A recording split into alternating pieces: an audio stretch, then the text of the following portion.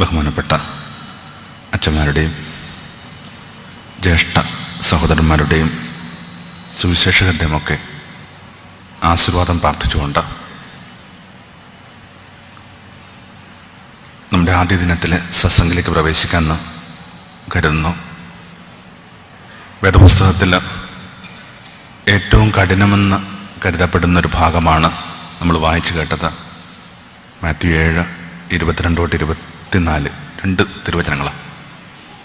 അന്തിമ ദിനങ്ങളിൽ നിങ്ങളെൻ്റെ അടുക്കൽ വന്നിട്ട് പറയും, ഞാൻ നിൻ്റെ നാമത്തിൽ പഠിപ്പിച്ചിട്ടുണ്ട്, രോഗശാന്തി കൊടുത്തിട്ടുണ്ട്, അത്ഭുതങ്ങൾ ചെയ്തിട്ടുണ്ട്, ഭൂതങ്ങൾ ഉച്ചാരണം ചെയ്തിട്ടുണ്ട് എന്നൊക്കെ പറയുമ്പോൾ ഞാൻ നിന്നോട് പറയും, ഞാൻ നിന്നെ ഒരിക്കലും അറിഞ്ഞിട്ടില്ല. ഇംഗ്ലീഷ് വളരെ ഷാർപ്പാണ്. I never knew. അതിൻ്റെ അർത്ഥം ഇപ്പം മാത്രമല്ല, ഒരു ഘട്ടത്തിലും അവനെ അറിഞ്ഞിട്ടില്ല. എന്തുമാത്രം സ്ട്രെസ് ഈ തിരുവചന ഭാഗം നിങ്ങൾക്ക് തരുന്ന എനിക്ക് അറിഞ്ഞുകൂടാ. പക്ഷെ ഇതെനിക്ക് തരുന്നൊരു ഭാരമുണ്ട്. നിങ്ങൾക്ക് ഊഹിക്കാവുന്നതാണ്. ഇങ്ങനെ ചെറിയ പ്രായത്തിൽ ആശ്രമത്തിൽ ചേരുക, കൃത്യമായിട്ട് പറഞ്ഞെന്നാൽ ഈ ഒരു 15 വയസ്സ് തികയുന്നതിന് മുമ്പ്, ഇപ്പം എനിക്ക് 46 വയസ്സ് കഴിയുന്നു. കഴിഞ്ഞൊരു 10-30 വർഷമായിട്ട് ഒരു കാരണവുമായി ബന്ധപ്പെട്ട് ജീവിക്കുന്നുവെന്ന് ഞാൻ വിചാരിക്കുന്നു. എനിക്ക് കിട്ടുന്നൊരു സ്നേഹവും സൗഹൃദവും ഒക്കെ ആ ഒരു കാരണവുമായി ബന്ധപ്പെട്ട യേശു എന്ന് പറയുന്ന കാരണം. എന്നിട്ട് ഈ ജീവിതത്തിൻ്റെ മധ്യവയസ്സിൽ വരുമ്പോൾ എന്നെ അലട്ടുന്ന പ്രശ്നം ഇതാണ്: എനിക്കറിയാമെന്ന് കരുതുന്ന യേശുവിനെ എന്നെ അറിയാമോ? ഇല്ലെങ്കിലോ? അങ്ങനെ അടിമുടി ഒരു വിറയൽ വരുന്നുണ്ട്. I get shuddered. ഒരു സാധാരണ ജീവിതത്തിൽ പോലെ നമുക്ക് താങ്ങാൻ പറ്റില്ല. നമുക്കറിയാമെന്ന് കരുതുന്ന ഒരാൾ നമ്മളെ ഡിസോൺ ചെയ്യുക. ഒരു പൊതുവേദിയിൽ വെച്ചൊരമ്മ ഇങ്ങനെ കൈക്ക് പിടിച്ച് വളരെ സ്വാതന്ത്ര്യത്തിൽ വർത്തമാനം ആരംഭിക്കുകയും, എൻ്റെ പൊട്ടബുദ്ധിയിൽ ഞാൻ എത്ര ഓർത്തിട്ട് അമ്മയെ കിട്ടണില്ല. എൻ്റെ ആ പരിങ്ങര വളരെ ഇൻ്റലിജൻ്റായ ആ സ്ത്രീ മനസ്സിലാക്കുകയും ഒന്നിങ്ങനെ നോക്കിയിട്ട് പിൻവാങ്ങുകയും ചെയ്തു. പിന്നെ ഓർമ്മിച്ചെടുത്ത് കഴിയുമ്പോൾ നമുക്കിങ്ങനെ മാപ്പ് പറയാനുള്ള നേരം പോലും അമ്മ തന്നിട്ടില്ല. പിന്നെയും പലയിടങ്ങളിൽ വെച്ച് ഞാൻ അവരെ കാണുന്നുണ്ട്. പക്ഷെ അവർ വളരെ ബുദ്ധിപൂർവ്വം ഇങ്ങനെ പിൻവാങ്ങുന്നു, തെന്നി മാറുന്നു. ഒരു സാധാരണ ജീവിതത്തിൽ പോലും നമ്മൾ അലട്ടുന്ന കാര്യമാണ് നമ്മൾ അറിയാമെന്ന് കരുതുന്ന ഒരാൾ നമ്മളെ അറിയാതിരിക്കുക. അങ്ങനെയെങ്കിൽ ഇത്തിരി മെലങ്കോളിക്കായൊരു വിചാരത്തിൽ നമുക്ക് ഈ ധ്യാനസന്ധികൾ ആരംഭിക്കാം. നമ്മൾ കരുതുന്ന കണക്ക് അയാൾക്ക് നമ്മളെ പിടുത്തമുണ്ടാവോ? ഇല്ലെങ്കിൽ ഇതൊക്കെ വെറുതെ ആവില്ല. ഈ പാട്ട്, ഈ സുവിശേഷം, കയ്യിരിക്കുന്ന വേദപുസ്തകം, ഒത്തുചേരുന്ന പള്ളി, എവിടെയാ പാളിയത്? എന്തായാലും ഈ പറഞ്ഞ കാര്യത്തിനകത്തല്ല. കാരണം ഇത്രയും ഭംഗിയുള്ള കാരണം വേറെയില്ല. ഒരാളിങ്ങനെ യേശുവിന് വേണ്ടി ജീവിക്കുന്നു. ഗാന്ധിയുടെയൊക്കെ ജീവിതത്തെ മാറ്റിമറിച്ച ഒരു വാക്കുണ്ട്: ഔന്നത്യമുള്ള കാര്യങ്ങൾക്ക് വേണ്ടി ആത്മാർപ്പണം ചെയ്യുക. അങ്ങനെയെങ്കിൽ തൽക്കാലം ഈ ഭൂമിയിൽ യേശുവിനേക്കാൾ ഔന്നത്യമുള്ളൊരു കാരണം വേറെയില്ല. അപ്പം ആ കാരണവുമായി ബന്ധപ്പെട്ട് ജീവിക്കുന്നവർക്ക് ഇത്തിരി ഹുങ്കൊക്കെ പറയാവുന്ന, ഇപ്പം പറഞ്ഞതല്ല. പക്ഷെ എപ്പോഴും നമ്മൾ ഓർമ്മിക്കണം, നമ്മൾ ഈ പറയുന്നത് മാത്രമല്ല, നമുക്കൊരു ശരീരഭാഷയുണ്ട്. ഏകദേശം ഒരു 400 പേരെന്നെ കേട്ടുകൊണ്ടിരിപ്പുണ്ട്. കയ്യിലിരിക്കണ ഒരു നോട്ട് പുസ്തകത്തിൽ ഈ 400 പേര് കൊള്ളാമെന്ന് എഴുതുമ്പോൾ ലോകത്തെല്ലായിടത്തും എല്ലാ കാലത്തും ഒറ്റ അർത്ഥമേ ഉള്ളൂ, കൊള്ളാം. എന്നാൽ 400 പേര് കൊള്ളാമെന്ന് പറയുമ്പോൾ 400 അർത്ഥമാണ്. കൊടിയ നിരാശയിലൊക്കെ മനുഷ്യർ പറയുന്നത് ഞാൻ കേട്ടിട്ടുണ്ട്, കൊള്ളാം. ഇതിന് വിളിക്കണ വാക്കാണെന്ത്? ശരീരഭാഷ. നമുക്ക് ശരീരഭാഷ ഉള്ളതുപോലെ വേദപുസ്തകത്തിന് ശരീരഭാഷയുണ്ട്, ടെക്സ്റ്റുകൾക്കുമുണ്ട് ടെക്സ്റ്റർ. സത്യം പറഞ്ഞെന്നാൽ മെഡിറ്റേഷൻ എന്ന് പറയുന്നത് അതിനു വേണ്ടിയാണ്. ഈ വേദപുസ്തകത്തിൻ്റെ ശരീരഭാഷ എന്താ? അങ്ങനെയെങ്കിൽ എന്നെ കുറേ കാലമായിട്ട് സമ്മർദ്ദത്തിലാഴ്ത്തുന്ന ഈ സുവിശേഷ ഭാഗത്തിൻ്റെ ശരീരഭാഷയുടെ അപാകതകൾ ഒന്ന് വളരെ വേഗത്തിൽ പറഞ്ഞ് നമുക്ക് ഈ ദിവസത്തെ ഇതിനൊന്ന് ഓറിയൻ്റ് ചെയ്ത് അവസാനിപ്പിക്കാനാണ് കരുതുക. ഒരു 5 തെറ്റിദ്ധാരണകൾ തിരുത്തേണ്ടതുണ്ട്. ഒന്ന്, നമ്മൾ ചെയ്യുന്നതാണ് നമ്മളെന്ന് തെറ്റിദ്ധാരണ. Spirituality is equivalent to activity. എന്തോ ആവട്ടെ. എന്താ നിന്റെ ആത്മീയം എന്ന് പറയുമ്പോൾ ഒരാൾ പറയുന്നു, വെളുപ്പിന് എഴുന്നേൽക്കുന്നുണ്ട്, വേദപുസ്തകം വായിക്കുന്നുണ്ട്, സങ്കീർത്തനങ്ങൾ ഉറക്കെ പാടുന്നുണ്ട്, കാത്തലിക് ഒരു ട്രഡീഷനിൽ എന്നും പള്ളിയിൽ പോകുന്നുണ്ട്, കുറച്ച് ചാരിറ്റി പ്രവർത്തനങ്ങളൊക്കെ ഏർപ്പെടുന്നുണ്ട്. ഇങ്ങനെ ചെയ്യുന്ന കുറേ കാര്യങ്ങളുടെ സഞ്ചിത രൂപം. അതും കൂടി ചേർന്നിട്ടൊക്കെ ഈ കാര്യങ്ങൾ. പക്ഷേ അത് മാത്രമാണോ? നമ്മളത് മാത്രമാണ് സ്പിരിച്വാലിറ്റി? അതാണോ സ്പിരിച്വാലിറ്റി? ഒരു കൊച്ചുദാഹരണം കൊണ്ട് നമുക്കിതിനെ വേണമെങ്കിൽ നിരാശിക്കാം. ഉദാഹരണത്തിനായിട്ട് അമ്മയെക്കുറിച്ചൊരു 10 വാക്ക് എഴുതാനായിട്ട് ചെറിയ പ്രായത്തിൽ അധ്യാപകൻ ആവശ്യപ്പെട്ടപ്പോൾ നിങ്ങൾ എഴുതിയ 10 വാക്കുകൾ അമ്മ ചെയ്യണ കാര്യങ്ങളാണ്. വെളുപ്പിന് എഴുന്നേൽക്കുന്നു, കാപ്പി തിളപ്പിക്കുന്നു, ഞങ്ങൾ വിളിച്ചുണർത്തുന്നു, സ്കൂളിൽ പോകാനായിട്ട് കുളിപ്പിച്ചു വിടുന്നു, ഇങ്ങനെ 10 ക്രിയകളാണ്. എന്നാൽ മധ്യവയസ്സിലെത്തിയ ഒരാളാൾ അമ്മയെക്കുറിച്ച് എന്നാ എഴുതും? എൻ്റെ കാര്യം പറഞ്ഞെന്നാൽ അമ്മ ഒരു സർജറിക്ക് ശേഷം നിലത്തിങ്ങനെ കാലുകുത്താൻ പോലും ബുദ്ധിമുട്ടായിട്ട് മിക്കവാറും കിടക്കയില്ല. ശരിക്കും അമ്മ എന്താ? അമ്മ എന്തായാലും അമ്മ ചെയ്യണ കാര്യങ്ങളല്ല, നിങ്ങൾ ചെയ്യണ കാര്യങ്ങളല്ല. പഠിച്ച വിഷയം ഫിലോസഫിയാണ്. പഠിപ്പിച്ച അധ്യാപകൻ എപ്പോഴും പറയുന്നതിൻ്റെ പൊരുൾ മനസ്സിലാക്കാൻ ഈ പ്രായം വേണ്ടി വന്നു. Your being that matters, your being that matters. സത്താപരമായ നിലനിൽപ്പാണ് പ്രധാനം. ഇല്ലെങ്കിൽ വാർദ്ധക്യം വരുമ്പോൾ, രോഗം വരുമ്പോൾ, സ്ട്രോക്ക് വരുമ്പോൾ ഒക്കെ നമ്മളില്ലെന്ന് നമ്മളങ്ങ് കരുതും. ഇതൊക്കെ ഉണ്ടായാലും നിങ്ങൾ ഉണ്ടാവണം. Being that matters. അതുകൊണ്ടാണ് ഒത്തിരി ചെയ്തുകൊണ്ടിരുന്നൊരു സ്ത്രീയോട് യേശു പറഞ്ഞു, മാർത്ത മാർത്ത, നീ വെറുതെ ഇരിക്കാൻ പഠിക്കുക. Discover your being. ഓർമ്മിക്കണം, 12,000 വർഷം മുമ്പ് ആണും പെണ്ണും ഒരേപോലെ തേനീച്ച കൂട്ടിലെ പെണ്ണീച്ചയെ കണക്ക് പണി ചെയ്യേണ്ടി വരുന്ന ഒരു കടപ്പുറത്തിരുന്നുകൊണ്ട് അയാൾ പറയുകയാണ്, വെറുതെ ഇരിക്കാൻ പഠിക്കുക. വളരെ പ്രധാനപ്പെട്ട കാര്യങ്ങൾ പറയാനായിട്ട് ആഗ്രഹിക്കുമ്പോൾ നമ്മുടെ ഗുരുവിനൊരു പ്രത്യേകതയുണ്ട്. ഇങ്ങനെ പേരിങ്ങനെ റിപ്പീറ്റ് ചെയ്യും. Peter Peter, Saul Saul, Jerusalem Jerusalem. അങ്ങനെ യേശു പേര് 2 ആവർത്തി പറയുന്ന 4 തിരുവചനങ്ങളൊന്നാണെന്ത്? Martha Martha, Hari Hari, Meera Meera, Veena Veena, Bobby Bobby. Learn to sit. വെറുതെ ഇരിക്കാൻ പഠിക്കുക. ഇത്രയും ക്രിയകൾ ജീവിതം അർഹിക്കുന്നില്ല. എൻ്റെ ഒരു സ്നേഹിതൻ്റെ വീട്ടിൽ 16 വർഷമായിട്ട് അമ്മ തളർന്നു കിടക്കുകയായിരുന്നു. അമ്മ വീടിനകത്ത് ചെയ്യേണ്ട ഒറ്റ കാര്യം മാത്രമാണ് കണ്ണിമ അനക്കുക. അമ്മയുടെ കണ്ണിമ അനങ്ങുമ്പോഴാണ് അമ്മയ്ക്ക് വിശക്കണമെന്നും ശോധന ആവശ്യമുണ്ടെന്നും ക്ഷോഭം വരുന്നുണ്ടെന്നും മിക്കവാറും സങ്കടം വീട് തിരിച്ചറിഞ്ഞത്. അങ്ങനെ കണ്ണിമ മാത്രം അനക്കൊണ്ടിരുന്ന അമ്മ മരിച്ചുപോയി. പെട്ടെന്ന് ആ വീടിനകത്തേക്ക് എന്തൊരു ശൂന്യതയാണ് വന്നത്. എല്ലാവർക്കും എന്നൊക്കെ പ്രായമുണ്ട്. മിണ്ടി മിണ്ടി രാവത്തിന് വൈകിയപ്പോൾ ഞാൻ പറഞ്ഞു, ചേട്ടായി വീട്ടിൽ പോകണ്ടേ? അയാൾ പറഞ്ഞു, ഏത് വീട്? എന്ത് വീട്? വീട്ടിൽ അമ്മയില്ല. എങ്ങനത്തെ അമ്മ? കഴിഞ്ഞ 16 വർഷമായിട്ട് ഇമ മാത്രം അനങ്ങിക്കൊണ്ടിരുന്ന അമ്മ. ശരിക്കും അമ്മ എന്താ? അമ്മ എന്തായാലും അമ്മ ചെയ്യണ കാര്യങ്ങളല്ല. അപ്പോൾ ഒന്ന്, നമ്മൾ ചെയ്യണത് മാത്രമല്ല, നമ്മൾ ജീവിതം കുറെ കൂടി അഗാധമായിട്ട് നിലനിൽപ്പ് അർഹിക്കുന്നുണ്ട്. ഇതിൻ്റെ ഉണ്മയെ കണ്ടെത്തുക, ഉണ്മയെ പ്രകാശിപ്പിക്കുക. ഒന്ന്. രണ്ടാമതായിട്ട്, ചെയ്യാതെയും ജീവിക്കാൻ പറ്റില്ല, ചെയ്തേ പറ്റൂ. അപ്പോൾ രണ്ടാമത്തെ പ്രശ്നമുണ്ട്, ഈ ചെയ്യുന്നവയ്ക്ക് പിന്നെ സ്നേഹമുണ്ടോ? നമ്മൾ ഈ ടെക്സ്റ്റിൻ്റെ ശരീരഭാഷയാണ് പരിശോധിക്കണം. എപ്പോഴാണ് ഒരാൾ ഈ ചെയ്യണ കാര്യങ്ങളിലൊക്കെ പട്ടിക നിരത്തുന്നത്? എപ്പോഴാണോ അയാളുടെ സ്നേഹം കുറയുന്നത് അപ്പോൾ. എൻ്റെ ഒരു സ്നേഹിത തൻ്റെ വീടിന് പുറത്താണ് താനെന്ന് തോന്നിച്ച അനുഭവത്തെക്കുറിച്ച് പറഞ്ഞു. പെട്ടെന്നൊരു ദിവസം അപ്പം പറയുകയാണ്, നിനക്ക് വേണ്ടി എന്തുമാത്രം കാശാണ് ഞങ്ങൾ മുടക്കിയിട്ടുള്ളത്. ആ സെക്കൻഡിൽ അവൾക്ക് തോന്നി, അവൾ കരുതിയത് കണക്കിത് അവളുടെ വീടല്ല. മനുഷ്യങ്ങനെ കണക്ക് പറയുമ്പോൾ അതിനൊറ്റർത്ഥമേ ഉള്ളൂ, സ്നേഹം കുറയണം.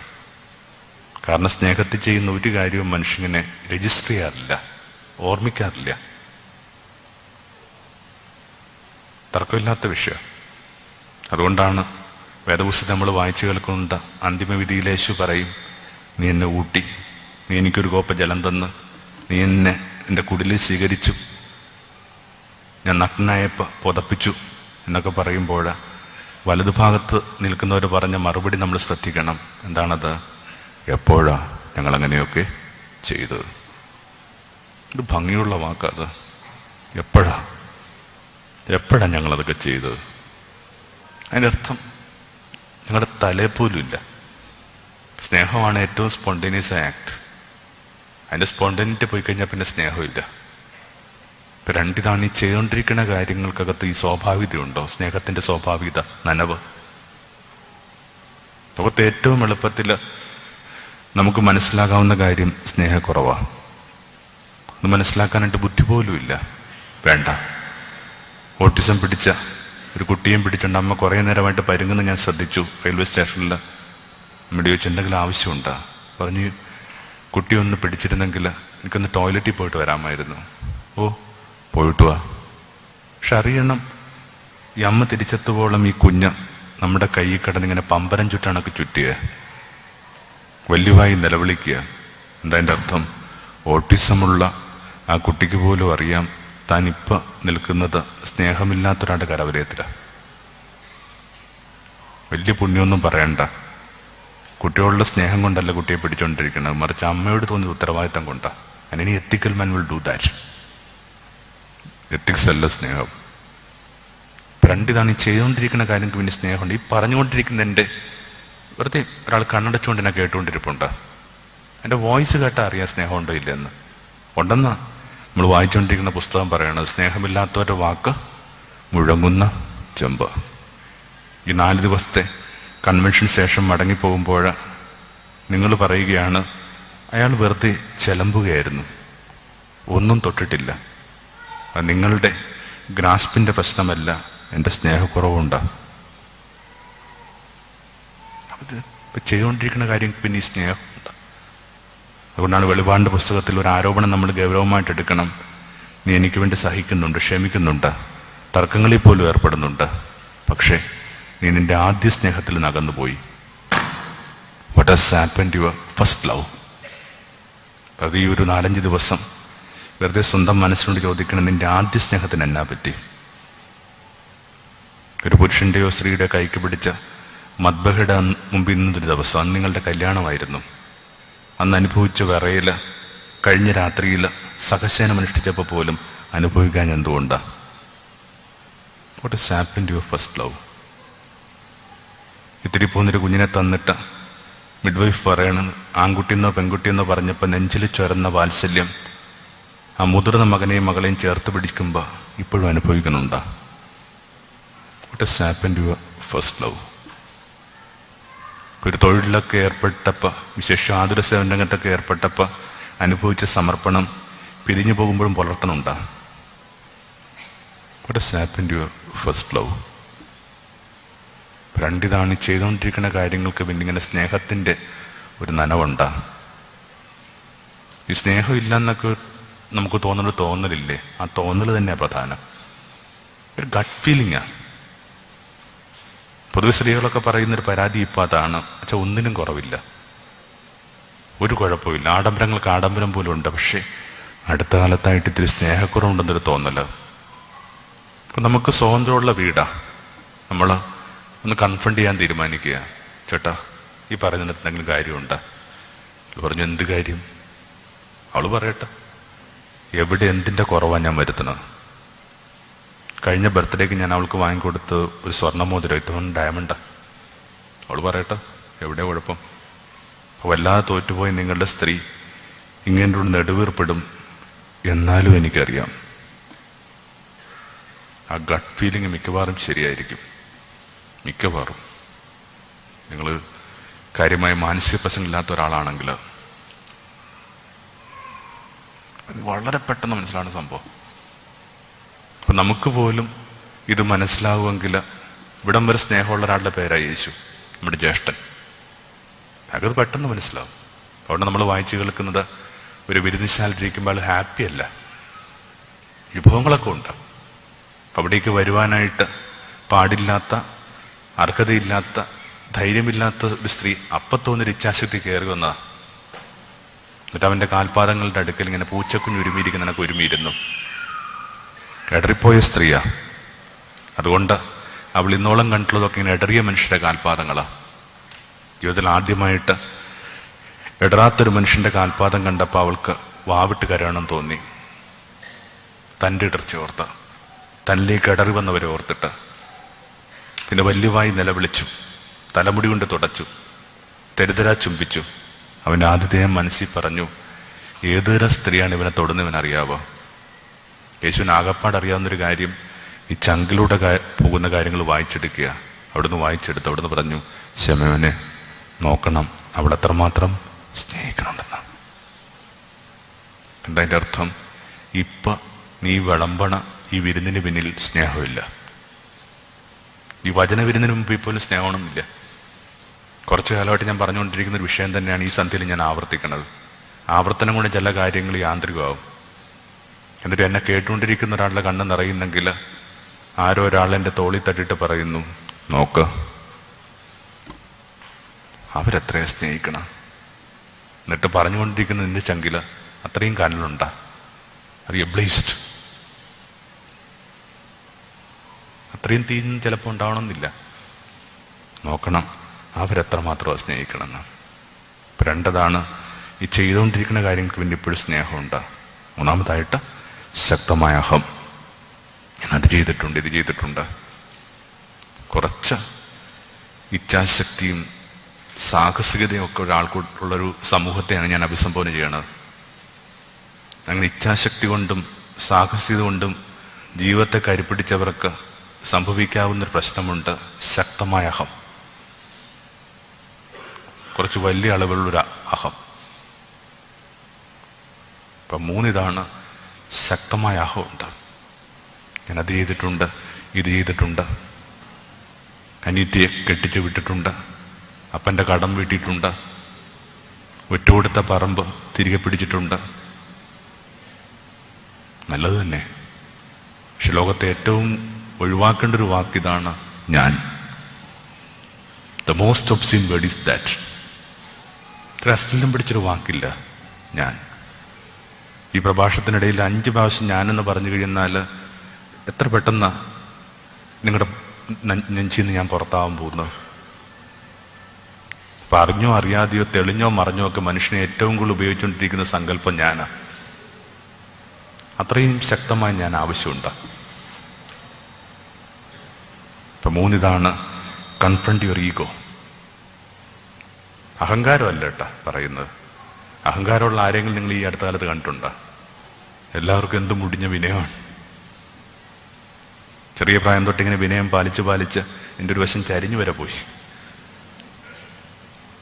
ഒരുതും ബുദ്ധിയില്ലാത്തവർക്ക് മാത്രമേ ഇപ്പം അഹങ്കാരമൊക്കെ ഉള്ളൂ. ഒരു അച്ഛൻ്റെ അടുക്കെ ഒന്ന് സ്ത്രീ ചോദിക്കുന്ന കച്ച, അഹങ്കാരം പാപമാണ്. എന്തിനെക്കുറിച്ച്? എൻ്റെ അഴകിനെക്കുറിച്ച്. അച്ഛൻ പറഞ്ഞു അത് പാപമല്ല, കാരണം ഒരു തെറ്റിദ്ധാരണ മാത്രമാണെന്ന് പറഞ്ഞു. Misunderstanding is not a sin. ഈ ബുദ്ധിയില്ലാത്ത പ്രശ്നങ്ങൾ മാത്രമേ ഉള്ളൂ അതിനകത്ത്. ബുദ്ധിയുള്ള എല്ലാവരും വിനയത്തിലാണ് ജീവിച്ചുകൊണ്ടിരിക്കണം. പക്ഷെ എന്നാലും ശക്തമായ അഹമുണ്ട്, വളരെ ശക്തമായ അഹം. എന്തോന്നി തൊട്ടപ്പോൾ നിങ്ങൾ വല്ലാതെ വിഷമിച്ച്. വീട്ടിൽ നടക്കുന്നൊരു കാര്യം ആരും നിങ്ങളത് ഷെയർ ചെയ്തില്ല. ഒരു കല്യാണാലോചനയൊക്കെ അനിയത്തിക്ക് വന്നിട്ട് അതിൻ്റെ മനസ്സമ്മതത്തിന് തലേന്നാ വിളിച്ചു പറയണം. അവനവനെ ബൈപ്പാസ് ചെയ്യുന്ന തോന്നുമ്പോൾ അനുഭവിക്കുന്ന ഒരു തരം സങ്കടമുണ്ട്. അതാണ് പലപ്പോഴും ഇങ്ങനെ വീടൊക്കെ വിട്ട് നിൽക്കണ എല്ലാവരുടെയും ഏറ്റവും വലിയ പ്രതിസന്ധി. നമ്മൾ ബൈപ്പാസ് ചെയ്യപ്പെടുന്നു. അപ്പം മൂന്നിതാണ്, ഇത്രയും ശക്തമായ ആവശ്യമില്ല. വെറുതെ പുണ്യം പറയണമല്ല, ആരോഗ്യകരമായിട്ട് ജീവിക്കണമെങ്കിൽ പോലും ഒരാൾ പുറത്ത് കിടക്കേണ്ട വികാരത്തിൻ്റെ പേരാണെന്താ? ഞാൻ. ചെറിയ പ്രായത്തിൽ ഇങ്ങനെ കാവാലത്തിൻ്റെയൊക്കെ നാടകം കണ്ടിട്ടുണ്ട്. എല്ലാം ഒന്നും ഓർമ്മയില്ല, പക്ഷേ ഗായക സംഘത്തിൻ്റെ പാട്ട് നന്നായിട്ട് ഓർമ്മയുണ്ട്, കോറസ് നന്നായിട്ട് ഓർമ്മയുണ്ട്. അവനവൻ കടമ്പ് പൊത്തവും പൊത്തവും, അവനവൻ കടമ്പ് പൊത്തവും പൊത്തവും. എല്ലാവരും ഇങ്ങനെ തട്ടി വീഴണത് ഈ അവനവൻ കടമ്പേല. അതുകൊണ്ടാണ് വേദപുസ്തകം പറയണത്, അവൻ വളരുന്നതനുസരിച്ചിട്ട് നീ കുറയണം. ഇത് ഭംഗിയുള്ള വാക്ക്. ഒഴിഞ്ഞ കോപ്പയുടെ പാടോ, ഗുരുവിനെ കാണാനായിട്ട് ഒരു പ്രൊഫസറെത്തി. എന്നിട്ട് പറഞ്ഞു, എനിക്ക് ആ പരമചൈതന്യത്തെക്കുറിച്ച് പ്രകാശം ആവശ്യമുണ്ട്. ഗുരു പറഞ്ഞു, ആദ്യം ഇത്തിരി ചായ കുടിക്കുക. എന്നിട്ട് കോപ്പയ്ക്കകത്ത് ഇങ്ങനെ ചായ ഒഴിച്ചു തുടങ്ങി. ആ ബ്രിംഫില്ലായിട്ടും പിന്നെ ഒഴിച്ചുകൊണ്ടിരിക്കുക. ചായ ഇങ്ങനെ പടർന്നിങ്ങനെ ഒഴുകുമ്പോൾ ഈ വന്ന മനുഷ്യൻ പറഞ്ഞു, കാണിക്കുന്നത് മണ്ടത്തരവാ, നിറഞ്ഞ കപ്പിനകത്ത് ചായ ഒഴിച്ചുകൊണ്ടിരിക്കുന്നു. ഗുരു പറഞ്ഞു, ഉവ്വ, പക്ഷെ അതിനേക്കാൾ വലിയ മണ്ടൻ നീയാ. ഉള്ളു നിറയെ അഹവുമായി വന്നിട്ട് നിനക്ക് ആ പരമചൈതന്യത്തെ അറിയണമത്രേ. പോയി നിന്റെ കോപ്പ ഒഴിക്കുക. Empty cup. ചില തെറ്റിദ്ധാരണ വരുമ്പോൾ, ചില തർക്കങ്ങൾ വരുമ്പോൾ, ചില അവഗണന അനുഭവിക്കുമ്പോഴൊക്കെ ഓർത്തോളൂ, നേച്ചർ അതിൻ്റെതായ രീതിയിൽ നിങ്ങളുടെ കോപ്പയെ എംടി ആക്കാൻ ശ്രമിക്കുക. അത്രയും ഭാരം വേണ്ട. അപ്പം അതാണ് മൂന്നാമത്തെ ശക്തമായ അഹം. നാലാമതായിട്ടിങ്ങനെ ഒക്കെ ബാക്കിയുള്ളവർക്ക് വേണ്ടിയാണ് തെറ്റിദ്ധാരണ. വിശേഷിച്ചും അതിന് കൃത്യമായിട്ട് പശ്ചാത്തലമുള്ള ആൾക്കാരാണ് നമ്മൾ. നല്ലതുപോലെ ഉറ്റവർക്ക് വേണ്ടി ജീവിച്ചവരാ. പക്ഷെ പ്രശ്നം ഇത്രയേ ഉള്ളൂ, സ്വയം കണ്ടെത്താൻ നേരമില്ലാത്ത വിധത്തിൽ, സ്വയം പ്രകാശിക്കാൻ നേരമില്ലാത്ത വിധത്തിൽ, ജീവിതത്തിൻ്റെ ആഴം കണ്ടെത്താൻ പറ്റാത്ത വിധത്തിൽ അത്ര പ്രധാനപ്പെട്ടതാണോ എപ്പോഴും ഈ ബാക്കിയുള്ളവർ? സൺഡേ ക്ലാസ്സിൽ അധ്യാപകൻ കുഞ്ഞുങ്ങളോട് പറയുന്നതാണൊക്കെ, മക്കളെ, നമ്മൾ ഈ ലോകത്തിലായിരിക്കുന്നത് മറ്റുള്ളവരെ സഹായിക്കാൻ വേണ്ടിയാണ്. അപ്പോൾ കുട്ടികൾ ചോദിക്കുന്നുണ്ട്, മാഷേ, ഈ മറ്റുള്ളവർ പിന്നെ എന്നാ കോപ്പിന് വേണ്ടിയാ? അതുകൂടി പറ. കേൾക്കുമ്പോൾ ഭംഗിയുണ്ട്, പക്ഷെ ആ സമവാക്യം ഒന്നുകൂടി ഒന്ന് ചെക്ക് ചെയ്യണം. ഒരാൾ കുടുംബത്തിന് വേണ്ടി ജീവിച്ചു, ഭർത്താവിന് വേണ്ടി ജീവിച്ചു, മക്കൾക്ക് വേണ്ടി ജീവിച്ചു എന്നൊക്കെ പറയുമ്പോൾ യേശു പറഞ്ഞ ഈ വാക്കിൻ്റെ അർത്ഥം എന്താണ്? നീ നിന്നെ കണക്ക് നിന്റെ അയൽക്കാരനെ സ്നേഹിക്കുന്ന അർത്ഥം എന്താണ്? Have you ever loved your self? Have you ever discovered? കേൾക്കുമ്പോൾ ഭംഗിയുള്ള സമവാക്യം. ജീവിതം മുഴുവൻ ഇങ്ങനെ മറ്റുള്ളവർക്ക് വേണ്ടി ഇൻവെസ്റ്റ് ചെയ്തിട്ട് ഒടുവിൽ ഇങ്ങനെ ബാങ്ക്രപ്റ്റായിട്ട് നിന്നുകൊണ്ട് പരാതി പറയുന്നതിനേക്കാൾ ഭംഗിയല്ലേ അവനവനെ കണ്ടെത്തിയിട്ട് മറ്റുള്ളവരെ ചേർത്ത് പിടിക്കുക? ഒക്കെ ഇങ്ങനെ ബാക്കിയുള്ളവർക്ക് വേണ്ടിയാണ്. ഞാൻ അത് ചെയ്തിട്ടുണ്ട്, ഇത് ചെയ്തിട്ടുണ്ട്. ആട്ടെ, ഈ ചെയ്ത കാര്യങ്ങൾ എന്തുകൊണ്ടാണ് നിന്റെ ജീവിതത്തെ ഭംഗിയുള്ളതാക്കി മാറ്റാത്തത്? കഴിഞ്ഞ ഒരു 10-18 വർഷമായിട്ട് ഞാൻ ഇങ്ങനെ സുവിശേഷ പ്രഘോഷത്തിൽ ഏർപ്പെടുന്നുണ്ട്. കുറേ കാലം കഴിയുമ്പോൾ ഞാൻ പറയുന്ന സുവിശേഷം എന്നെ അല്ലേ സഹായിക്കേണ്ട, അല്ലെങ്കിൽ അടിസ്ഥാനപരമായിട്ട് എനിക്കല്ലേ മാറ്റം തരേണ്ടത്? എനിക്ക് തോന്നുന്നില്ല ഞാൻ പറഞ്ഞ സുവിശേഷം ഇങ്ങനെ കാര്യമായിട്ട് നമ്മുടെ ഒരു ദേശത്തെ സഹായിച്ചിട്ടുണ്ടെന്ന്. പക്ഷെ എന്നെ സഹായിച്ചിട്ടുണ്ട്. പൗലോസ് പറയുന്ന അതാണ്, ആ സുവിശേഷം പ്രഘോഷിച്ചില്ലെങ്കിൽ അടുത്ത വരി എന്താണ്? എനിക്ക് ദുരിതം. അതല്ലേ പറയുന്ന വാക്ക്. അർത്ഥം എന്താണ്? നിങ്ങൾ സുവിശേഷം ജീവിക്കുകയോ പറയാതിരിക്കുകയോ ചെയ്യുന്നതിൻ്റെ പേരിൽ തൽക്കാലം ഭൂമിക്കൊരു കുഴപ്പമുണ്ടാവില്ല, പക്ഷെ നിങ്ങൾക്ക് എന്തോ കുഴപ്പമുണ്ടോ? ഒരളവിൽ അത് കൃത്യമാണ്. കഴിഞ്ഞ കുറേ വർഷങ്ങളായിട്ട് ഞാൻ പറഞ്ഞുകൊണ്ടെങ്കിൽ സുവിശേഷം എന്നെ സഹായിക്കുന്നുണ്ട്. കുറച്ചു നേരം വെറുതെ ഇരിക്കാനും, ഉപയോഗിക്കുന്ന ഫോണിൻ്റെ ഉപയോഗം കുറക്കാനും, കുറച്ചു നേരം പള്ളിയിൽ പോയിരിക്കാനും, വേദപുസ്തകത്തിന് മുമ്പിൽ ഇത്തിരി നേരം കണ്ണുപൂട്ടിയിരിക്കാനും. പിന്നെ എനിക്ക് ഏറ്റവും പേടിയുള്ള വാക്കെന്ന് പറയുന്നത് സോഷ്യൽ ഓഡിറ്റിംഗ് എന്ന് പറഞ്ഞ വാക്കാണ്. Social auditing. ഇങ്ങനെ ചില കാര്യങ്ങളിലൊക്കെ ഏർപ്പെടുന്നവരുടെ ജീവിതം എങ്ങനെയാണെന്ന് ചുറ്റും നിൽക്കുന്നവർ നന്നായിട്ട് പരിശോധിക്കുന്നുണ്ട്. ആ വാക്കിന് ഭയമുള്ളത് കൊണ്ട് കുറച്ച് ഈ പറയുന്ന കാര്യങ്ങൾക്ക് ഇണങ്ങി വേണ്ടി ജീവിക്കാൻ ശ്രമിക്കുന്നത്. സത്യം പറഞ്ഞെന്നാൽ ബോബി ജോസ് പറയുന്ന സുവിശേഷം അയാളെ മാത്രം സഹായിച്ചുകൊണ്ടിരിക്കണം. എന്ത് ഭംഗിയായിട്ട് ഗായകസംഘം പാടണത്. അവർ നിശ്ചയമായിട്ട് ഈ സന്ധ്യയെ കുറെ കൂടി ഭംഗിയുള്ളതാക്കി മാറ്റുന്നുണ്ട്. പക്ഷെ നമ്മുടെ സന്ധ്യകളെ ഭംഗിയുള്ളതാക്കി മാറ്റുക എന്നുള്ളതല്ല അവരുടെ ധർമ്മം. കുറേ വർഷം ഈ മദ്ബഹയുടെ മുമ്പിൽ നിന്ന് പാടി പാടി പാടി പാടി അവരുടെ ജീവിതം മ്യൂസിക്കലാവണം. അവർക്ക് ഗാർഹിക ജീവിതത്തിനകത്ത് അവസരങ്ങൾ ഉണ്ടായിക്കഴിഞ്ഞാൽ ഈ പാട്ട് കൊണ്ട് എന്താ കാര്യം? അതുകൊണ്ടൊക്കെയാണ് ഇങ്ങനെ ഉൽപ്പത്തി 12:2 നമ്മൾ വായിച്ചു കേൾക്കുന്നുണ്ട്. നീ ഇങ്ങനെ മനുഷ്യരെ ആശീർവദിച്ചൊടുവിൽ നീ എന്തായിട്ട് മാറും? നീ തന്നെ ഒരു ആശീർവാദമായിട്ട് മാറും. You are going to be a blessing. ഇത്തിരി വിഷമം പിടിച്ചൊരു ഉദാഹരണം പറഞ്ഞത് പെട്ടെന്ന് പിടുത്തം കിട്ടും. അമ്മമാർക്കൊരു സങ്കല്പമുണ്ട്, കുഞ്ഞുങ്ങൾക്ക് വേണ്ടി ഒത്തിരി ഇങ്ങനെ സാക്രിഫൈസ് ചെയ്തതായിട്ട്. ഒരു തർക്കമില്ല കേട്ടോ. എന്നാൽ പോലും ഒരു എതിർവാദത്തിന് വേണ്ടി ഈ അമ്മ കുഞ്ഞിനെ സഹായിക്കാൻ മാത്രമേ ചെയ്യുന്നുള്ളൂ, കുഞ്ഞമ്മയെ സഹായിക്കണില്ലേ? എൻ്റെ ഒരു സ്നേഹിതയ്ക്ക് 10 വർഷത്തിന് ശേഷം ആ കുട്ടി ഉണ്ടായത്. അത്രയും വൈകി കുഞ്ഞുണ്ടായത് കൊണ്ട് അവർ ആ കുഞ്ഞിന് വേണ്ടി നന്നായിട്ട് ഒരുങ്ങി. വിഷമം പിടിച്ച ഉദാഹരണം പറയാൻ പോകുന്നത്, പക്ഷെ 10 മാസത്തിന് ശേഷം കുഞ്ഞിന് ജന്മം കൊടുക്കുമ്പോൾ പിറന്ന ഒരു മരിച്ച കുഞ്ഞാണ്. പിന്നീട് കാണുമ്പോൾ അവൾ പറയുകയാണ്, ബോബി എൻ്റെ ചങ്കിൽ അമ്മിക്കല്ലിരിക്കണം, എൻ്റെ ചങ്കിൽ അമ്മിക്കല്ലിരിക്കണം. ചെറിയ കുഞ്ഞുങ്ങളെയൊക്കെ വീട്ടിലിട്ടിട്ട് മിഡിൽ ഈസ്റ്റിലൊക്കെ ജോലിക്ക് നിൽക്കുന്നവർക്കറിയാം ആ പറഞ്ഞതിൻ്റെ അർത്ഥം. ചങ്കിൽ അമ്മിക്കല്ലിരിക്കണം. അത്രയും മിങ്ങൽ വരുമ്പോൾ ഈ ക്യാബേജ് ലീഫൊക്കെ എടുത്ത് നെഞ്ചത്ത് വെക്കണം. ഇപ്പൊ അവൾക്കറിയാം, മുലയൂട്ടുന്ന അമ്മ കുഞ്ഞിനെ സഹായിക്കുക മാത്രമല്ല കുഞ്ഞമ്മയും സഹായിക്കുന്നുണ്ട്. So what the reciprocal help you are receiving out of it? ഇതിൻ്റെ റെസിപ്രോസിറ്റി എന്നൊക്കെ പറഞ്ഞ സംഭവമുണ്ട്. ഇപ്പൊ 4-ാമത്തെ അതാ. 5-ാമതായിട്ട് ആ ഭാഗം എടുത്ത് വായിക്കുമ്പോൾ ഇങ്ങനെയാണ് അവസാനിക്കുന്നത്, അധർമ്മികളെ എന്നിൽ നകന്നു പോവുക. 5താണ് നമ്മുടെ നീതിബോധം. What has happened to your sense of justice? ഒരു കാര്യം പറയുമ്പോൾ വിഷമം വിചാരിക്കരുത്. കാര്യമായ നീതിബോധം ഇങ്ങനെ ജനിതകത്തിലില്ലാത്ത ആൾക്കൂട്ടമാണ് നമ്മൾ. ഒരു മലയാളി ക്രിസ്ത്യാനി എന്ന നിലയിൽ ഇത്തിരി ഇൻട്രോസ്പെക്റ്റീവായിട്ട് ചിന്തിക്കുമ്പോൾ എനിക്ക് മനസ്സിലാവുന്ന ഒരു കാര്യമുണ്ട്, എൻ്റെ ചോരക്കകത്ത് നീതിബോധത്തിന്റെ ജീനില്ല.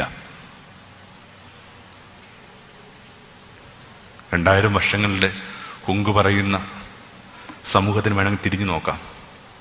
എവിടെയായി നീതിബോധം കാട്ടിയിട്ടുള്ളത്? ഒരു സ്വാതന്ത്ര്യ സമരത്തോട് പോലും ഇത് പുലർത്തിയ വിമുഖതയുണ്ട്. പുറത്തിങ്ങനെ ഈ ആമ്പാറ്റകൾ വിളക്കിപ്പെട്ട് കരിയണ കണക്ക് മനുഷ്യർ കരിഞ്ഞുകൊണ്ടിരിക്കുന്ന നാട്ടിനകത്ത് വഞ്ചീശ മംഗളം പാടിക്കൊണ്ടിരുന്ന ആൾക്കാരാണ് നമ്മൾ. പിന്നെ പുറത്തിറങ്ങുമ്പോൾ പള്ളി ചെല്ലുമ്പോൾ ബ്രിട്ടനിലെ രാജാവിനും രാജ്ഞിക്കും. നമ്മുടെ ചോരയിൽ കാര്യമായിട്ട് നീതിബോധമില്ല. ഇപ്പൊ നാട്ടിൽ നടക്കുന്ന പല കാര്യങ്ങളും പിന്നെയും അത് തെളിയിച്ചുകൊണ്ടിരിക്കുകയാണ്, കാര്യമായ നീതിബോധമില്ല. അതുകൊണ്ട് നല്ലതുപോലെ ഹോംവർക്ക് ചെയ്താൽ മാത്രമേ നമ്മുടെ ചോരക്കകത്ത് ഇതിങ്ങോട്ട് കുറച്ച് സ്ട്രോങ് ആയിട്ട് ഉണ്ടാവുകയുള്ളൂ. പഞ്ചതാണ് ഇല്ലാതെ പോകുന്ന നീതിബോധം. എന്താ നീതി എന്നൊക്കെ പറയേണ്ടത്? Make sure that everyone has received his due. എല്ലാവർക്കും ഇങ്ങനെ അർഹതയുള്ള കാര്യങ്ങൾ കിട്ടിയാന്ന് ഒന്ന് അന്വേഷിക്കാൻ വിളിക്കുന്ന വാക്കാണ് എന്ത്? നീതിബോധം. അവനവന്റെ പരിസരത്ത് നിൽക്കുന്ന എല്ലാവർക്കും അർഹിക്കണ കിട്ടണുണ്ട്. പള്ളിയൊക്കെ ഇങ്ങനെ വലിയ തുക കൊടുത്തൊക്കെ നാട്ടിൽ പണിയുന്നുണ്ട്. ഇത്രയും വലിയ പള്ളികളൊക്കെ പണിയുമ്പോൾ ഈ വീൽ ചെയറിൽ വരുന്നവരെന്നാ ചെയ്യും? അവർക്ക് വേണ്ടി റാമ്പ് കിട്ടാന്ന് പറയുന്ന നീതിബോധമല്ലേ? അത് ആരോഗ്യമുള്ളവർ മാത്രമൊക്കെ ഉള്ള പള്ളിക്കകത്തിപ്പോൾ. ഇല്ലെങ്കിൽ വലിയ ഹോസ്റ്റലുകളും വലിയ കൺവെൻഷൻ സെന്ററുകളും വലിയ ആനിമേഷൻ സെന്ററുകളൊക്കെ പണിയുമ്പോൾ ഈ മാസശീലം മാറേണ്ട പെൺകുട്ടി എന്നാ ചെയ്യും? അവളത് ഫ്ലഷ് ചെയ്ത് കളയണം. അപ്പം അത് കത്തിച്ച് കളയാനായിട്ട് സ്പേസ് വേണ്ടേ? ഇതൊക്കെയാണ് നീതിബോധം. സെൻസിറ്റിവിറ്റി, അടിസ്ഥാന നീതിബോധം. അടിസ്ഥാന നീതിബോധം വേദപുസ്തകത്തിന്റെ മൂല്യങ്ങളുടെ മൂല്യമാണ്. അഷ്ടഭാഗ്യം എന്നും പറഞ്ഞുകൊണ്ട് നമ്മളിങ്ങനെ 8 കാര്യങ്ങൾ ഇങ്ങനെ ഒറ്റ ശ്വാസം നമ്മൾ പറയാറുണ്ട്. എന്താ അഷ്ടഭാഗ്യം? യേശു ഒരു പ്രഭാതത്തിൽ ഇങ്ങനെ 1, 2, 3, 4, 5 എന്ന് പറഞ്ഞതല്ല അഷ്ടഭാഗ്യം. ഒരായുസ് മുഴുവൻ യേശു പറയാൻ ശ്രമിച്ച കാര്യങ്ങൾ ഇങ്ങനെ വാറ്റിയെടുത്താണ് അഷ്ടഭാഗ്യം. Distilled version of his value system. അതവന്റെ മൂല്യബോധത്തിന്റെ ശ്രേണിയാണ്, ഹൈറാർക്കിയാണ്. പക്ഷെ നിങ്ങൾ എണ്ണി നോക്കുമ്പോൾ നിങ്ങൾക്ക് മനസ്സിലാകും 8 മൂല്യം ഇല്ല ഇതിനകത്ത്, 7 മൂല്യമേ ഉള്ളൂ. കാരണം എന്താണ്? ഒന്ന് റിപ്പിറ്റേഷനാണ്. ഏതാണത്? നീതി. നീതിക്ക് വേണ്ടി വിശന്നവർ ഭാഗ്യവാന്മാർ, നീതിക്ക് വേണ്ടി പരിക്കേറ്റവർ ഭാഗ്യവാന്മാർ. അത്ര നീതിക്ക് വേണ്ടി വിശക്കുകയും പരിക്കേൽക്കുകയും ചെയ്ത സമൂഹം നമ്മുടെ. എന്താ നീതിബോധം എന്നൊക്കെ പറയണത്? ഒരു വീടിന്റെ കോണ്ടസ്റ്റ് എടുത്തു കഴിഞ്ഞാൽ കഞ്ഞി തിളക്കുമ്പോൾ ചൂട് കഞ്ഞി കൊണ്ടുപോയി കിടപ്പുരോഗികൾക്ക് കൊടുക്കുന്ന നീതിബോധം. വാർദ്ധക്യത്തിന്റെ പ്രശ്നമുണ്ട്, ഈ തൊണ്ട തണുത്ത് പോകും. തണുത്ത തൊണ്ടയ്ക്ക് തണുത്ത കഞ്ഞി നല്ലതല്ല. ഒരു ജീവിത പങ്കാളി ഉണ്ടെങ്കിൽ അയാൾ കേൾക്കുക, അവളെ കേൾക്കുക എന്നുള്ളതാണ് നീതിബോധം. വിശേഷിച്ച് സ്ത്രീയെ കേൾക്കുക. സ്ത്രീയുടെ അടിസ്ഥാന ആവശ്യങ്ങളിലൊന്ന് പിന്നെ കേൾക്കപ്പെടുക എന്നുള്ളത്. എത്ര കാലമായി അവളെ കേട്ടിട്ട്? അവളെന്തെങ്കിലും പറഞ്ഞു തുടങ്ങുമ്പോൾ തന്നെ നമ്മൾ പറയുന്നു, ഇന്ന് ഇത്രയും നീട്ടിയും പരത്തിയും പറയേണ്ട, എനിക്ക് കാര്യങ്ങൾ പിടുത്തം കിട്ടിയിട്ടുണ്ട്. ഇങ്ങനെ പറയാതെ കാര്യങ്ങൾ മനസ്സിലാക്കുന്ന ദീർഘദർശികളായ പുരുഷന്മാരുടെ നാടാ. അവൾ അടിസ്ഥാന ആവശ്യമാണ് ഈ കേൾക്കപ്പെടുക. യേശു നല്ല പുരുഷനായിരുന്നു. അതുകൊണ്ടാണ് വേദപുസ്തകത്തിലെ ഏറ്റവും ദീർഘമായ സ്വകാര്യ സംഭാഷണം യേശുവിനും ആ സ്ത്രീക്കും ഇടയിൽ നടന്ന സമരയിലെ കിണറും വക്കില്ല. വേറൊരു ദേശത്ത് പോയിട്ട്, മിഡിൽ ഈസ്റ്റിന്റെ പശ്ചാത്തലം നമുക്കറിയാം, വേറൊരു ഗ്രാമം എവിടെ കിടക്കണം, ഇവിടെ ആ ഗ്രാമത്തിൽ പോയിട്ട് ഭക്ഷണം വാങ്ങി വരുന്ന ഇടവേള വരെ അവനവളിങ്ങനെ കേട്ടുകൊണ്ടിരുന്നു. അങ്ങനെ താൻ നല്ല പുരുഷനാണെന്ന് തെളിയിച്ചു. എത്ര കാലമായി ആൺകുട്ടികൾ അമ്മമാരെ കേട്ടിട്ട്, ആങ്ങളെ പെങ്ങളെ കേട്ടിട്ട്, അയാൾ അവളെ കേട്ടിട്ട്. എരുത്തിലെ പശു കരയുന്നുണ്ട്, പച്ചപ്പുല്ലാണ് നീതിബോധം. തൊടിയിലെ തുളസി കരിഞ്ഞിട്ടുണ്ട്, ഒരു മുന്ത ജലമാണ് നീതിബോധം. ഒരു പൈറ്റക്കാരൻ നിപ്പുണ്ട്, ഒരുപിടി അന്നമാണ് നീതിബോധം. അടിസ്ഥാന സെൻസിറ്റിവിറ്റിയുടെ പേരാണ് എന്ത്? നീതിബോധം. അല്ലെങ്കിൽ അയാൾക്കും നമുക്കും ഇടയിൽ എന്ത്? അനീതി പ്രവർത്തിക്കുന്നവരെ എല്ലാം നകന്നു പോവുക. ഇങ്ങനെ ഒരു 5 പ്രതിസന്ധികളാണ്. 1, നമ്മൾ ചെയ്യുന്നവ മാത്രമാണ് നമ്മളെ തെറ്റിദ്ധാരണ. 2, ചെയ്യുന്നവയ്ക്ക് പിന്നിലും പതുക്കെ പതുക്കെ സ്നേഹമില്ലാതെ ഒരു നനവില്ല, ഈർപ്പമില്ല. 3, ശക്തമായ അഹം. 4, ഒക്കെ ബാക്കിയുള്ളവർക്ക് വേണ്ടിയാണ് തെറ്റിദ്ധാരണ. 5, ഇല്ലാതെ പോകുന്ന നീതിബോധം. ആട്ടെ, ഈ ഒരു സങ്കടം പറഞ്ഞ് അവസാനിപ്പിക്കേണ്ടതല്ല സുവിശേഷ സന്ധ്യ. അവിടുന്ന് ഈ ഇരിക്കുന്ന 400 പേരെയും തിരിച്ചറിയും, എന്നെ ഉൾപ്പെടെ. പക്ഷെ ഒരു കാര്യം ഉറപ്പാക്കണം, ഒരാൾക്ക് വേറൊരാളെ മനസ്സിലാകണമെങ്കിൽ അവർക്കിടയിൽ എന്തെങ്കിലും പൊതുവായിട്ടുണ്ടാവണം. അല്ലെങ്കിൽ ഈ ഒരു ആഴ്ച വെറുതെ ചിന്തിക്കണം, യേശുവിന് എന്നെ മനസ്സിലാക്കാൻ പറ്റുന്ന വിധത്തിൽ എനിക്കും യേശുവിനിടയിൽ എന്താണ് പൊതുവായിട്ടുള്ളത്? What is between us? What is between us? ഉണ്ട്, നിശ്ചയമായിട്ടുണ്ട്. കാരണം ഒരേപോലുള്ളവർക്ക് പെട്ടെന്ന് മനസ്സിലാവും. ഒരു പെൺകുട്ടിയുടെ ഭർത്താവ് പട്ടാളത്തിൽ കൊല്ലപ്പെട്ടു. ഒരാൾക്കും അവളെ ആശ്രയിക്കാൻ പറ്റണില്ല. രാജ്യം ഭരിക്കുന്ന രാജ്ഞി ക്വീൻ വിക്ടോറിയ വന്നിട്ട് അടുക്കിലേക്ക് വന്നിട്ട്, ചെറിയ മകളുടെ അടുക്കിലേക്ക് വന്നിട്ട് പറഞ്ഞു, കൊച്ചെ, ഞാനൊരു വിധവയാണ്, നമ്മൾ വിടോ. പെട്ടെന്ന് ആ ചെറിയ മകളുടെ കരച്ചിൽ മാറി. കാരണം ഒരു വിധവയ്ക്ക് വേറൊരു വിധവയെ മനസ്സിലാവും, വേറെ ആർക്കും അല്ല, അവർ മക്കൾക്ക് പോലും അല്ല. ഭൂമിയായ ഭൂമിയിലെ അപ്പം മരിച്ച വീട്ടിലെ അമ്മയോട് എല്ലാ നല്ല മക്കളും പറഞ്ഞുകൊണ്ടിരിക്കുന്ന ഒരേ മണ്ടത്തരമാണ്. എന്താണത്? അമ്മയ്ക്ക് ഈ വീട്ടിൽ എന്തിൻ്റെ കുറവാണുള്ളത്? ഒരേ മണ്ടത്തരം. അവർക്ക് എന്താ ഉള്ളത്? Only widow can follow widow. അപ്പം അതൊരു ബേസിക് ലേണിങ്ങിൻ്റെ ഒരു ഘട്ടം. അങ്ങനെയെങ്കിൽ വെറുതെ സ്വന്തം മനസ്സിനോട് ഇത്രമാത്രം ചോദിച്ചാൽ മതി, എനിക്കും അയാൾക്കും ഇടയിൽ പൊതുവായിട്ട് എന്താ ഉള്ളത്? ഒരു 3 ലെവലായിട്ട് ഈ കാര്യങ്ങളെ ഒന്ന് വേഗത്തിൽ സൂചിപ്പിച്ചിട്ട് നാളെ നമുക്ക് ഈ ചിന്ത തുടരാം. 1, ഇങ്ങനെ പഞ്ചക്ഷതമൊക്കെ ഉണ്ട്. മരിച്ചിട്ട് യേശു ഇങ്ങനെ 5 മുറിവ് കാട്ടുന്നുണ്ട്. തോമസേവ അതിൻ്റെ ക്ഷതങ്ങൾ കാണാം.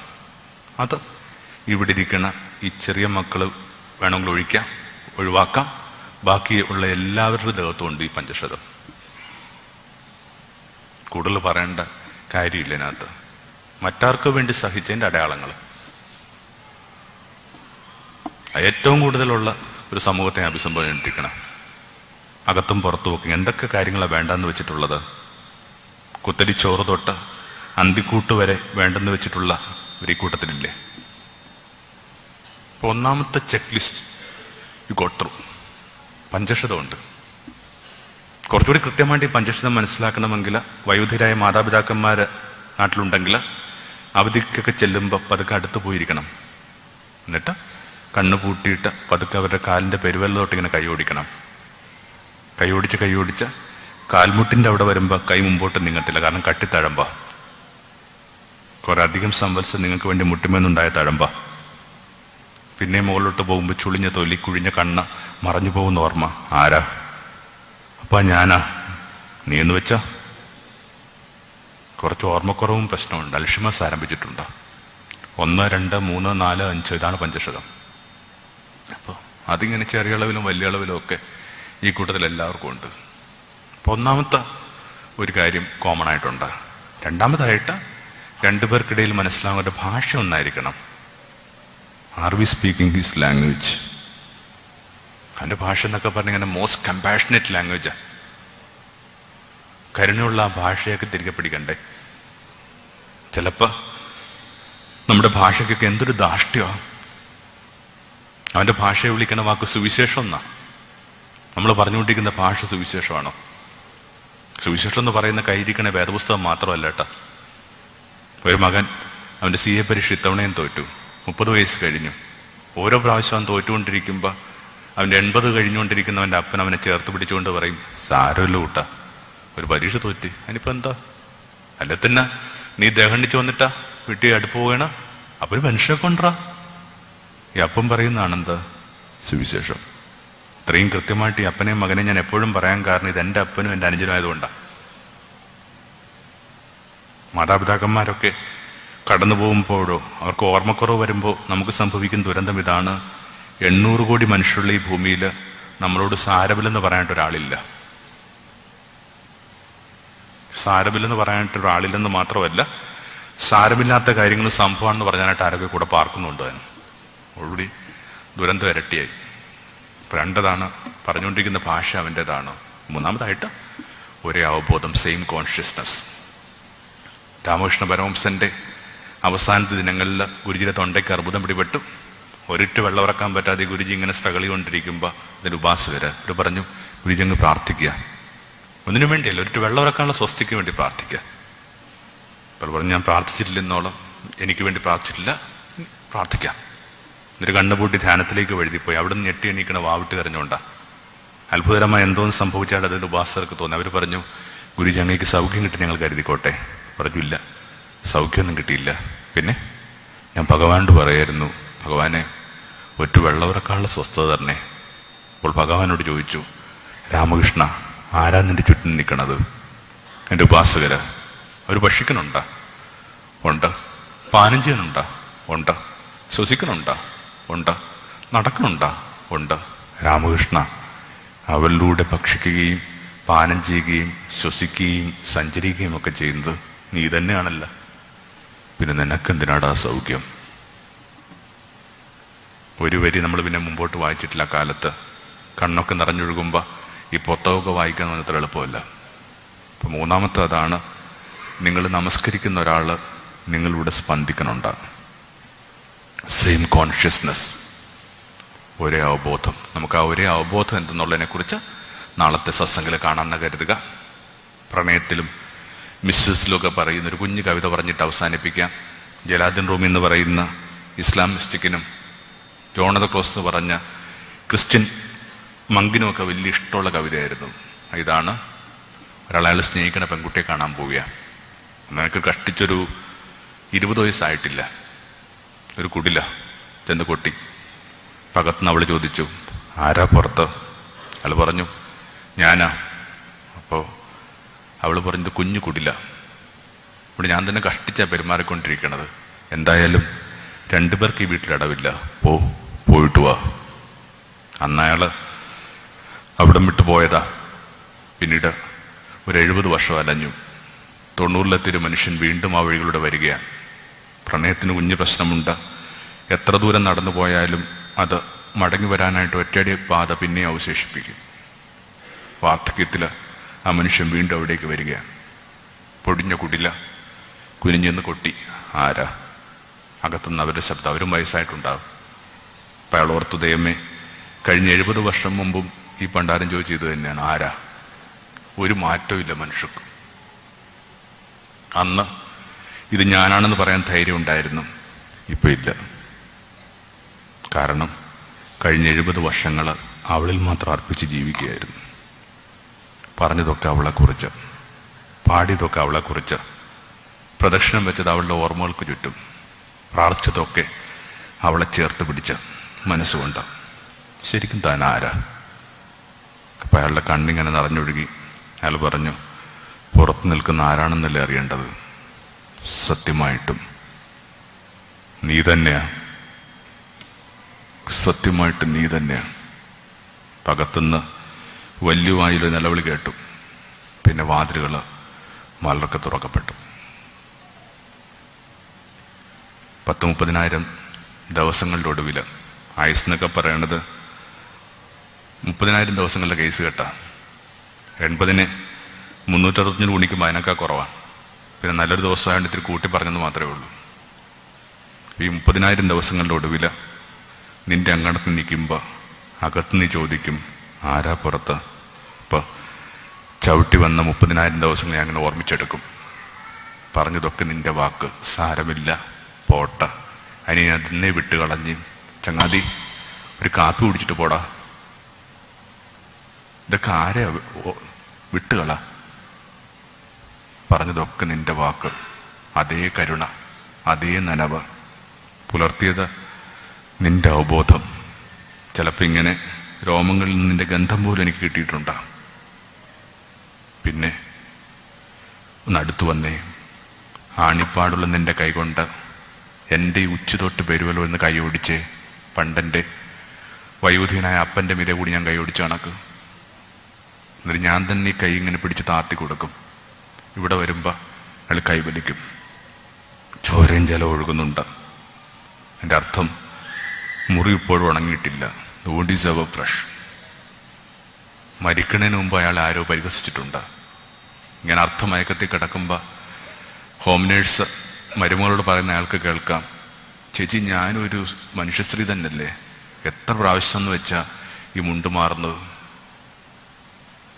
അതും അയാൾ കേട്ടിട്ടുണ്ട്. എന്നിട്ട് മാറ്റിയ കൈ ചേർത്ത് പിടിച്ചുകൊണ്ട് ഞാൻ അയാളോട് പറയും, ഇനി പറ ഞാൻ ആരാണെന്ന്, ഇനി പറ ഞാൻ ആരാണെന്ന്. അയാളെന്തു പറയാൻ? പരമാവധി ഇത്ര മാത്രം, നീയോ നീ ഞാൻ തന്നെയാ, നീയോ നീ ഞാൻ തന്നെയാ. ഈ പഴയ കവിതയാണ് ഈ സന്ധ്യയിൽ എൻ്റെ അഭിമന്യരായ കേൾവിക്കാർക്ക് ഒരു സ്വപ്നമായിട്ട് ഞാൻ നൽകുന്നത്. യാത്രയുടെ ഒടുവിൽ അത് പറയാനുള്ള ധൈര്യം അയാളും ഞാനും ഇപ്പം ഏതാണ്ട് ഒരുപോലെ.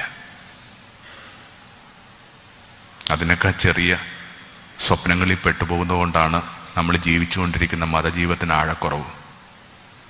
യേശുവിൻ്റെ ശത്രു യേശു നിഷേധമല്ല, മറിച്ച് അവൻ്റെ നാമത്തിൽ രൂപപ്പെട്ട സാന്ദ്രതയില്ലാത്തൊരു മതമാണ്. A religion with low density, a religion with low density. അതിൻ്റെ കെണിപ്പെടാതിരിക്കാനായിട്ട് നല്ല ജാഗ്രത ഉണ്ടാവണം. നമുക്കൊരു കുഞ്ഞ് പ്രാർത്ഥനയിൽ ഇത്തിരി നേരം, ഒരു സെക്കൻഡ് നമുക്കൊന്ന് കണ്ണുപൂട്ടിയിട്ട് ഒരു കുഞ്ഞ് പ്രാർത്ഥന മനസ്സിലേക്ക് വരട്ടെ. യാത്രയുടെ ഒടുവിൽ അങ്ങനെ തിരിച്ചറിയണമെന്ന് മാത്രം പ്രാർത്ഥിച്ച് നമുക്ക് സമാപനാശ്രവാദം സ്വീകരിച്ച് ദേവാലയത്തിന് മടങ്ങിപ്പോകാം. യാത്രയുടെ ഒടുവിൽ അങ്ങനെ തിരിച്ചറിയണമേ, സത്യമായിട്ടും തിരിച്ചറിയണമേ.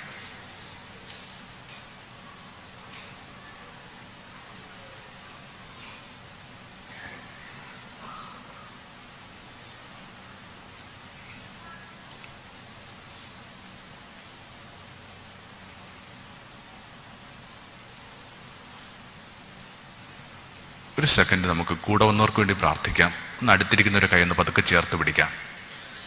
ഒരു മിനിറ്റ് ഒന്ന് അടുത്തിരിക്കുന്നൊരു കൈ ഒന്ന് പതുക്കെ ഒന്ന് ചേർത്ത് പിടിക്കാം.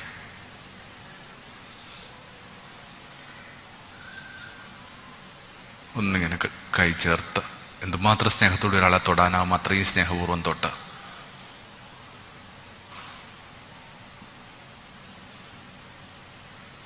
ഒരു പ്രാർത്ഥന ബുദ്ധിമുട്ടില്ലെങ്കിൽ നമുക്കൊന്ന് ഒരുമിച്ച് ചൊല്ലാം. നമുക്ക് ഒരുമിച്ച് പ്രാർത്ഥിക്കാം. കൈ ചേർത്ത് പിടിച്ച് തന്നെ കണ്ണുപൂട്ടി നമുക്ക് ഒരുമിച്ച് കർത്താവായ യേശുവേ, യാത്രയുടെ ഒടുവിൽ അങ്ങയുടെ ഉമ്മറത്തെത്തുമ്പോൾ സത്യമായിട്ടും അങ്ങനെ തിരിച്ചറിയണമേ, സത്യമായിട്ടും അങ്ങനെ തിരിച്ചറിയണമേ.